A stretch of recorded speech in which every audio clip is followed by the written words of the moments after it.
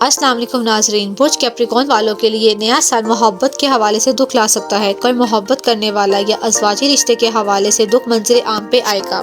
جتنا ہو سکے اپنے جذبات کو قابو میں رکھیں اور لوگوں سے امیدیں کم رکھیں۔ جتنا لوگوں سے امیدیں کم رکھیں گے اتنا معاشی حالت میں بہتری آئے گی اور گھر کا ماحول بھی سکون میں رہے گا۔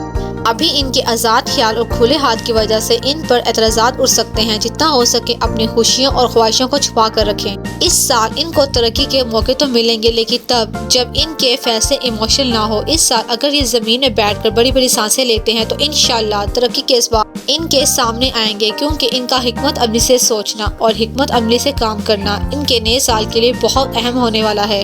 اس سال لائٹ کلر کے زیادہ کپڑے پہنے، ڈارک رنگ کم پہنے، یہ بھی ان کے لیے کامیابی کی بڑی وجہ بن سکتا ہے۔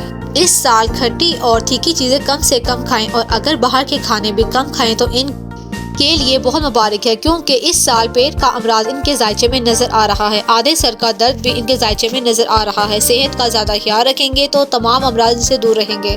ناظرین، قدرت ان کو 6 موقع ایسے دے گی جن سے یہ شہرت، عزت، کامیابی تک پہنچ سکتے ہیں، کیونکہ وہ مواقع نصیب میں تب ہوں گے جب یہ ایموشنل فیصلوں سے دور ہو کر حاضر دماغی کو قائم رکھیں گے۔ ان کی میٹھی زبان ان کی طاقت ہے اور اپنا راز بتا دینا ان کی شکست ہے۔